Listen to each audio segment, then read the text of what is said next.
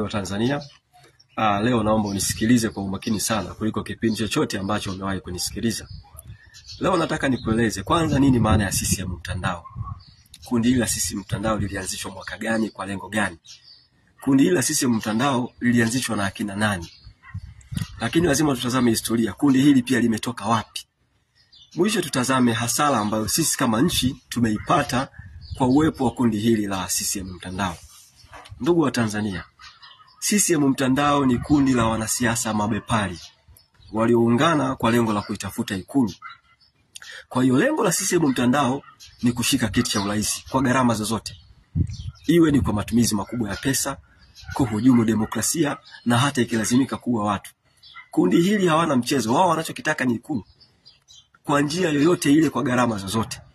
Sasa kundi la CCM mtandao lilianzishwa rasmi mwaka 2002 kama chombo cha kuitafuta Ikulu katika uchaguzi mkuu wa mwaka 2005.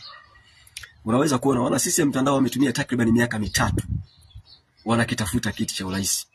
Sasa kundi hili la CCM mtandao lilianzishwa na wanasiasa mabepari wakubwa watatu. Wa kwanza Jakaya Kikwete, ambaye yeye ndio alikuwa mwenyekiti wa kundi la CCM mtandao. Wa pili ni Edward Ngoyai Lowassa, yeye ndio alikuwa kama mratibu au katibu mkuu wa kundi la CCM mtandao. Wa tatu ni Rostam Aziz. Katika hatua za awali kabisa, waliojiunga na kundi la CCM mtandao alikuwepo Dr. Emmanuel Nchimbi, ambaye sasa hivi ndio huyu makamu wa rais. Alikuwepo Mzee Samuel Sita, Kingunge Ngomari Mwiru, Nazili Kalamagi, Dr. Ibrahim Msabaha, Dito Pile Mzuzuri na wengine wengi. Sasa hebu tujiulize kwanza, hili kundi limetoka wapi? Ndugu wa Tanzania, wote mnajua nchi yetu imepata uhuru mwaka 61. Na mwaka 62 Tanganyika ilikuwa Republican. Kwa hiyo Mwalimu Nyerere amekuwa rais wa Tanganyika kuanzia mwaka 62 mpaka mwaka 85. Katika kipindi cha miaka 24 ya Mwalimu Nyerere hakukuwa na kitu kinaitwa CCM mtandao. Mwalimu Nyerere alikuwa anaamini katika siasa za umma, yani siasa zinazowekeza katika maendeleo ya watu, maendeleo ya nchi. Kwanza alipinga udini, alipinga ukabila, lakini pili aliwachukia pia tunasema viongozi mabepari wanaopenda kujilimbikizia mali. Sasa mwaka 85 Mzee Mwinyi akaingia madarakani. Kosa la kwanza alilofanya Mzee Mwinyi ni kubadilisha mfumo wa uchumi. Kwanza alibadilisha mfumo wa uchumi kutoka kwenye mfumo wa ujamaa, socialist economy, na kuitangaza Tanzania kuwa nchi inayofuata mfumo wa soko huria, free market economy.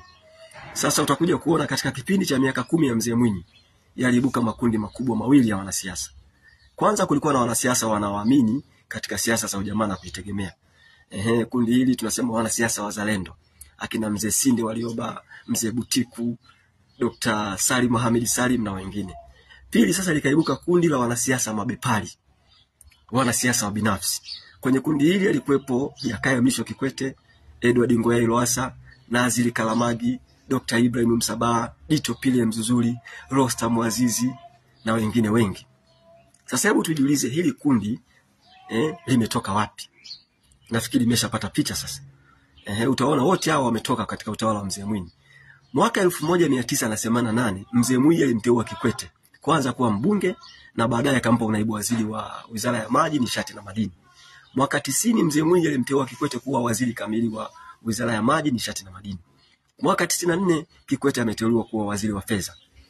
Mwaka 86 Mzee Lowassa aliteuliwa kuwa mkurugenzi wa tunasema kile kituo cha mikutano mikuu kule Arusha AACC. Mwaka 90 Mzee Lowassa aliteuliwa kuwa waziri wa nchi, ofisi ya waziri mkuu. Wakati huo waziri mkuu alikuwa Mzee John Malechela. Miaka ya 93 Lowassa aliteuliwa kuwa waziri wa ardhi. Kwa nafikiri umeshapata watu hawa walitoka wapi. Sasa tuangalie mwaka 95. Kwa mara ya kwanza mwaka 95 katika uchaguzi mkuu, wote wawili Kikwete na Lowassa walichukua fomu ya kuomba kuchaguliwa urais kwa tiketi ya CCM mwaka 95. Kwa bahati nzuri mwaka 95 Mzee Nyerere alikuwa bado yuko hai. Kwa hiyo nafikiri aligoma. Aliwakataa. Kwa hiyo Mzee Mkapa akapata nafasi ya kuwa rais mwaka 95. Sasa twende tutazame uchaguzi wa mwaka 2005. Uchaguzi wa mwaka 2005 Mzee Kikwete peke yake amechukua fomu kwenye kundi lao. Lowassa hakuchukua fomu. Sasa unaweza kuona mwaka 2005 pia kulikuwa na wagombea wengine akina Profesa Mark Mwandosea, Dr. Salim Dr. Salim Ahmed Salim, akina John Pombe Magufuli. Lakini kwa nini Kikwete alishinda? Kikwete alishinda sio kwa sababu alikuwa bora kuliko wale wagombea wengine. Kikwete alishinda kwa sababu ya kundi lao wana mtandao. Kikwete alishinda kwa sababu ya mbinu chafu ambazo walikuwa wanazitumia. Tangu zamani kundi la CCM mtandao haliamini katika ubora. Wao wanaamini katika ujanja, wizi wa kula, kuhonga wajumbe wa mkutano mkuu. Kwa unaweza kuona, yani mwaka 2005 tayari wajumbe wa halmashauri kuu wananunuliwa, wanahongwa kama wanawake malaya. Unaweza kuona. Sasa Kikwete akashinda uchaguzi mwaka 2005. Akamchagua Lowassa, mwana mtandao mwenzake, kuwa waziri mkuu. Kikwete akamteua huyu Dr. Emmanuel Nchimbi kuwa naibu waziri Wizara ya Habari, Utamaduni, Sanaa na Michezo. Kwa unaweza kupata picha. Sasa Watanzania nafikiri mmeshapata picha. Sasa bila shaka unaweza kuona. Sasa unamuona huyu ambaye sasa hivi ni waziri mkuu, Dr. Mwigulu Lameck Nchemba. Mwigulu ameshinda ubunge mwaka 2010. Huyu Kikwete ambaye ndio mwenyekiti wa wanamtandao alimteua Mwigulu kuwa naibu katibu mkuu Chama cha Mapinduzi. Baadaye Kikwete huyu alimteua Mwigulu kuwa naibu waziri wa fedha. Alikuwa anamsaidia Saddam Mkuya. Sasa unaweza kupata picha. Mwaka 2015 Mungu sio Asumani, wanamtandao wawili sasa wamegombana. Kikwete ameingia kwenye vita na Lowassa. Lowassa anautaka urais, Kikwete hataki. Ndio chanzo cha Lowassa kukimbilia Ukawa. Sasa na ndio hapo Magufuli akapata nafasi ya kuwa rais. Unaweza kuona tunasema ni kwa bahati nzuri tu. Kwa hiyo Magufuli hakuwa mwanamtandao. Sasa baada ya Magufuli kupata urais, kwanza alimteua Dr. Mwigulu Lameck Nchemba kuwa waziri wa mambo ya ndani. Wizara ya mambo ya ndani Mwigulu ilimshinda. Magufuli kabidi ampige chini. Sasa wote mnajua mara baada ya Magufuli kufariki, amefariki vipi wote mnajua. Samia Suluhu Hassan ambaye ni mwanamtandao sasa akawa rais. Akawa rais wa Jamhuri ya Muungano wa Tanzania. Akamchukua tena Mwigulu kuwa waziri wa fedha. Kwa hiyo katika kipindi cha miaka 4 ya Samia Suluhu Hassan, Mwigulu Lameck Nchemba ndio alikuwa waziri wa fedha, na wao walikuwa wanamtumia Mwigulu ili kundi la wanamtandao. Walikuwa wanamtumia Mwigulu kukopa. Katika kipindi cha miaka 4 Samia amekopa zaidi ya trilioni 47. Kwa hiyo baada ya Mwigulu kutumika, wanamtandao wakamwamini. Kwa leo hii sasa wamemchukua Mwigulu, wamempa cheo cha waziri mkuu. Unaweza kuona cheo cha waziri mkuu Mwigulu Lameck amepewa. Na amepewa kwa lengo la kulinda maslahi ya wanamtandao. Huyu pia ambaye ni makamu wa rais, Dr. Emmanuel Nchimbi, cheo cha makamu wa rais pia naye amepewa. Amepewa kwa lengo la kulinda maslahi ya wanamtandao.